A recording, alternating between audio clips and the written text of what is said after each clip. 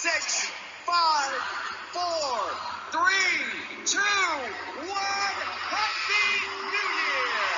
We did it! Wishing you a successful 2022 and also a very healthy year.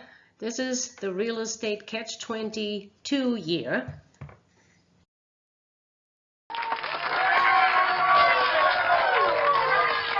Only a few days into 2022, and I'm sure you already broke your New Year's resolutions, your personal ones, like exercising more. But here it's a real estate related presentation, so we say investing more. Have you made already an offer or looked at some out-of-state investment opportunities? We're also supposed to lose weight. Have you analyzed your property portfolio for maximum return? Is there maybe an opportunity to add an ADU?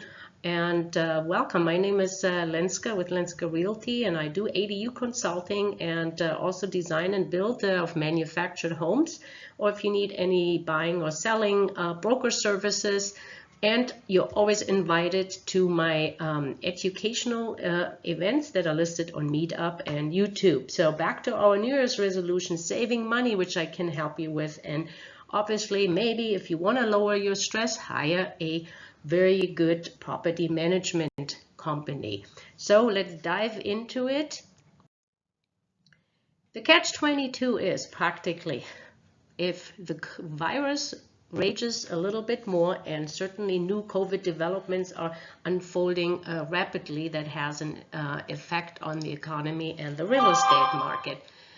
Also, all depending on how the demand and supply is from of the inventory. For example, if you look at the top right, we have the red states are with all decreased inventory. Like, for example, California is down 26.6%, Texas is down, Florida is down 50%. But we do see an increase in inventory, for example, in Idaho or Oregon, and Utah and Arizona are practically not as much down as the red states. Then are we seeing inflation? Are we seeing deflation, right? And what are the lumber prices doing and the effect on the real estate market? I can tell you right now that in the manufactured home business, we just received our first major increase of on pricing of the manufactured homes. So don't wait too long. And let's not forget, China is on the list as well. You heard about the Evergrande. That's not the only company that is in serious distress. Other companies are following right behind. But it might have good news, since now China is not building so much. Maybe it will free up and lessen the demand on all the building supplies. What was going on in closing out in December in San Diego? Here are our key statistics year over year. We closed with the median home price being $750,000, which was up 15.6%. For the median home price detached, we landed at $850,000, which was about a 14.1% increase. And for our attached median home price, we increased 20.4% to $590,000. As you can see, the lower end on the price range is having the highest demand, which means the average price per square foot was $541 and is up 17.6%. We're still selling very quickly, obviously, here in San Diego at 23 days. And pending sales, surprisingly, were up in December over last December, but sold listings were actually down, and it is due to decreased inventory. And if you're watching it on YouTube, please don't forget to hit the like button or give me a thumb up. Thank you. Then, which means low inventory. We just said we had low inventory. That means we were down to less than a half a month of inventory. We had just a little bit below 1,100 detached homes, 475 townhouses and condos, and manufactured and mobile homes at 182. So that is the lowest we have ever seen. So in the last couple of days in January, our inventory increased just by 300 or 400. So hopefully that is a good sign. But with higher change in home values, also is the growth in realtors. And I just want to make a quick remark that people always think this is realtors making all this money. So if you noticed back in 2015 or so, where we had 10,000 listings and 8,000 realtors, now we have 1,800 listings, and we have how many realtors in San Diego? Probably about 15,000. So right here, year over year increase, and also the sellers are lowering the buyer's commission and also the listing commission. So even so, prices are going up, but I think you will see a lot of realtors taking second jobs this year as well. And where are we going to get the inventory from? So just a pretty positive outlook that only 3% of all mortgaged homes were in negative equity. So when people are talking about mortgage foreclosures, so on, this is not going to happen on this round. 2021 was the year of the single-family homes. Will this trend continue in 2022? Rent growth was by housing type. The blue line is the single-family and the multifamily is the orange line. It's a straight shot up. Even so, also for the apartments, because even so we had some people not paying their rent, but there was still a demand because people couldn't buy any houses.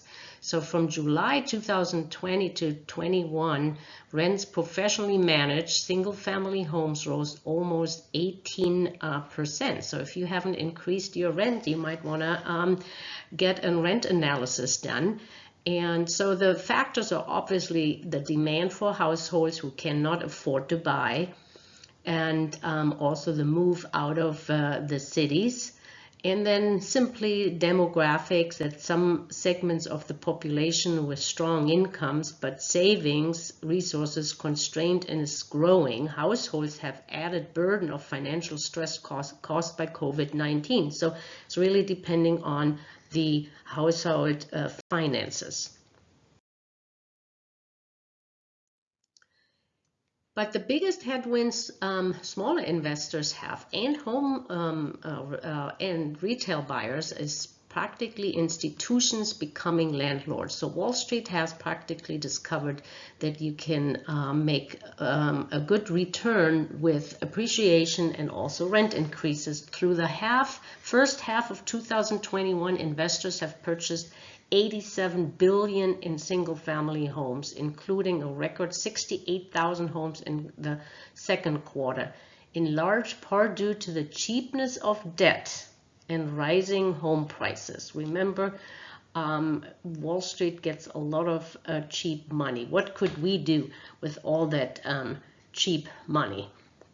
How many houses have you purchased? Because investor purchases soared in Q3 of 2001, and the preliminary numbers for Q4 are actually 25 to 30%.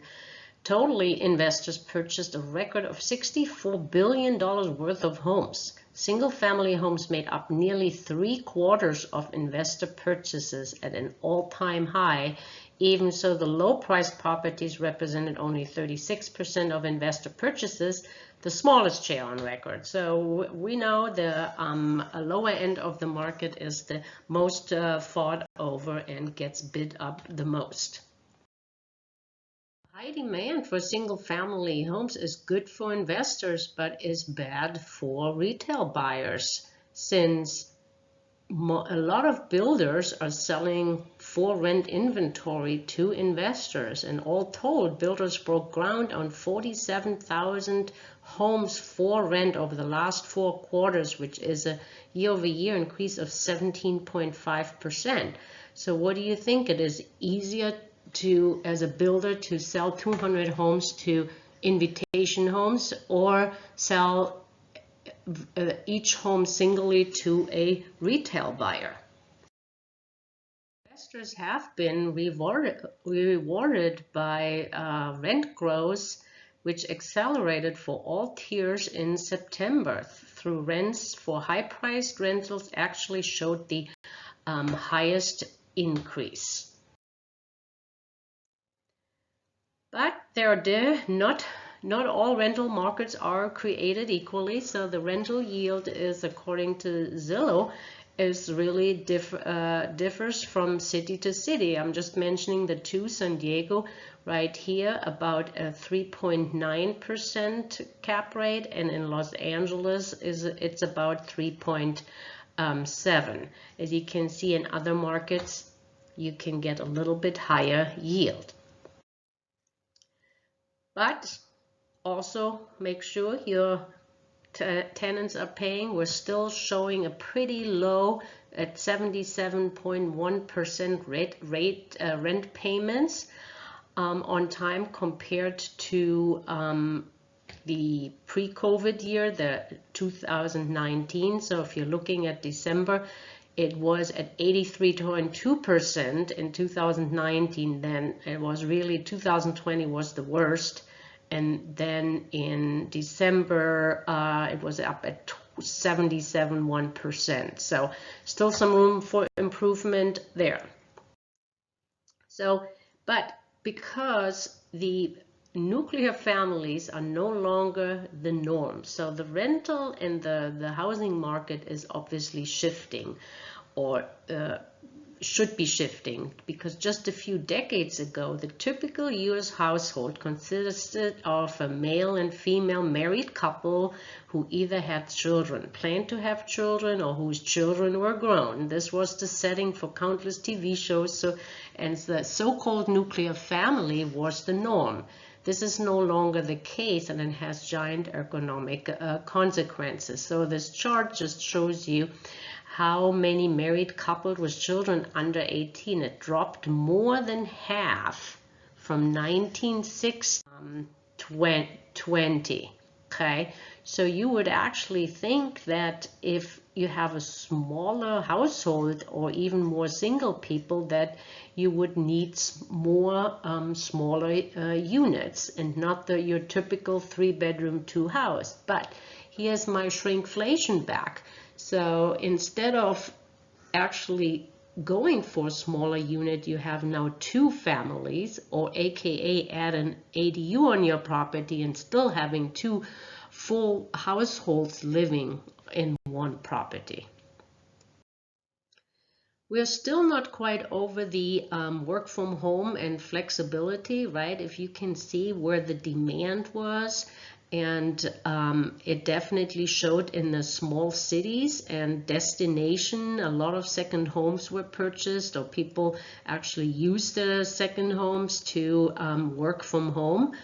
And coast is always in demand, but then the large suburban, obviously we saw that the demand dropped tremendously, and also in the large cities. But they're probably going to make a comeback. So here's the chart of the week in November 5th of 2021, where we see that the growth rates in construction jobs continue to lag that of single-family starts, and as of the most recent months, data single-family starts were 57% higher than in April 2020, while residential construction and contractor payrolls were 25% and 22% higher respectively. So obviously we still have a lot of shortages in the construction industry. So all this, but then yeah, we have shortages, and look, we have people, why are they not working? Why don't they take construction jobs, for example? Is it because they can't get childcare, or they don't want to work, or they have COVID, somebody to care for with COVID? Retired, a lot of baby boomers said, I look at my stock portfolio, it looks pretty juicy, and my real estate equity is doubled in a few years, so for me it's time to retire. But then we have this group here, it says other. So what are the reasons possibly for others? Are they all Bitcoin billionaires now already? Or maybe they're looking at their stock portfolio. Personally, I think a lot of people said, enough, I'm looking for a different income opportunity, and maybe they started their own business. Certainly we have these YouTube millionaires that and other social influencers that quit their job and working for themselves. So we have a couple of at Redfin's outlook. Obviously we got to talk about mortgage rates. Their forecast is, which is not really a forecast, it was pretty much known that interest rates will rise. Now, how much will interest rates rise before the real estate prices will go down? Just go back to 2018, where we had an increase of, I think it was about 1%, and it dropped the real estate prices about 10%. So we're in a very awkward market right now, because prices haven't gone down yet, but interest rates it was just before I recorded it. This came out at 1, and I'm recording it 2 hours later, that interest rates are already up to 3.75%. Obviously, it all depends on your loan to value and your credit score and your type of property, right? But it was 2.75 not too long ago. So another prediction is that homebuyers will relocate to affordable cities. Yeah, it will come all down to affordability. And a lot of markets like Boise and Austin, and even cities in Florida, I think they're already reaching also a very low affordability. Because obviously Ibuyers put gasoline on the fire in the Sunbelt, and it will be a very tough market, as you can see. Phoenix, Charlotte, Atlanta, Raleigh, San Antonio, Texas, Tucson, Dallas, Jacksonville, Las Vegas, and Orlando. This is where Ibuyers are very active. Thank God they're hopefully staying out of San Diego. Enough from institutional buyers. Let's see how regular home buyers and sellers feel about the current real estate market. Fannie Mae comes out with a home purchase sentiment index, which they ask a couple of questions. Is it a good time to buy and sell, and prices, home prices and mortgage rates going up or down, and about your current job and income situation. To no surprise, this index has not moved in 2021, and it stays at one of the lower levels ever. And what are the reasons?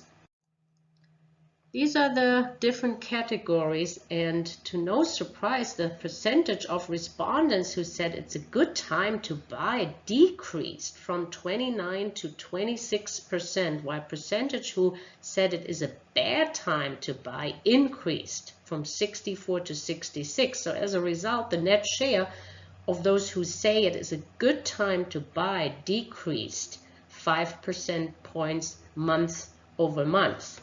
Now, when you say it's a good time to sell, obviously as a result, the net share of those who said it's a good time to sell increased 6%.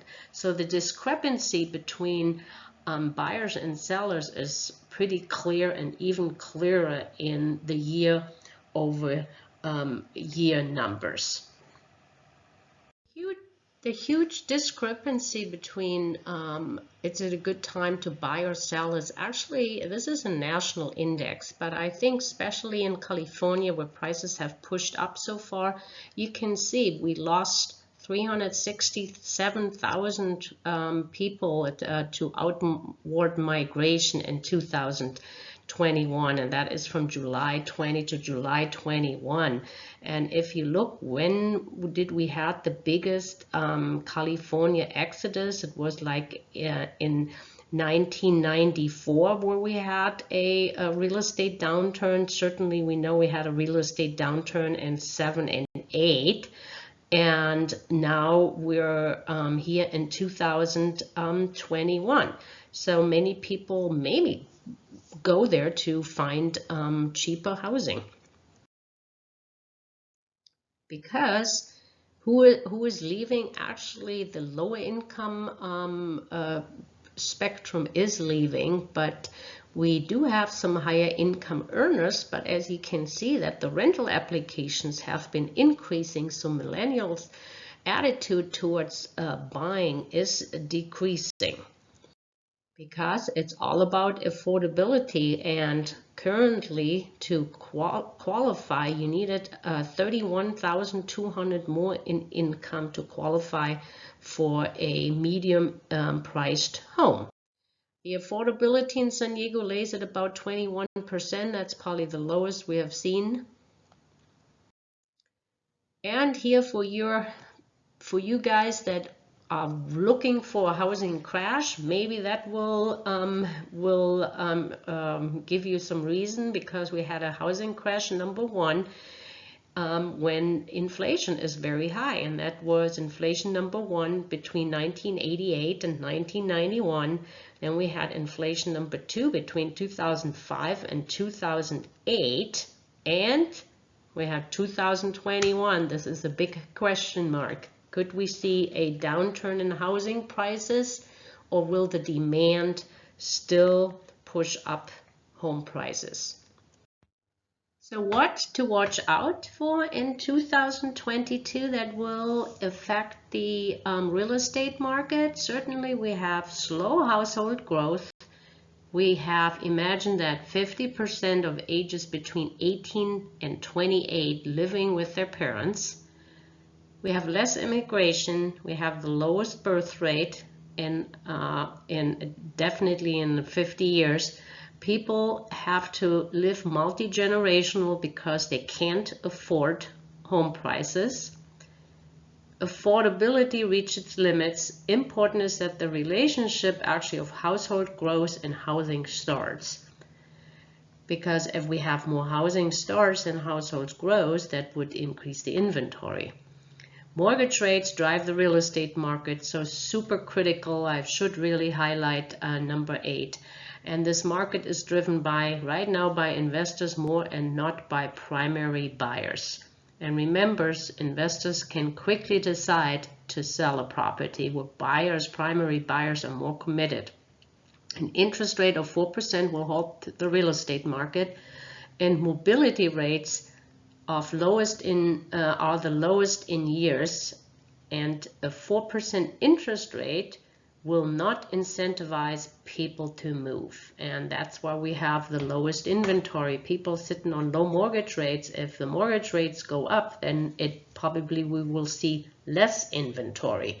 And definitely we are watching the Federal Reserve's every move and see where the discussion goes between inflation and deflation. So overall, we won't see any distressed sales. So analyzing your properties and learning about real estate is super important. So you find the needle in the haystack. And you always find it if you go and visit and participate in one of my meetups or real estate investing field trips. You can find me on Meetup, and it is the third Saturday of each month, and we have been doing this for over 13 years.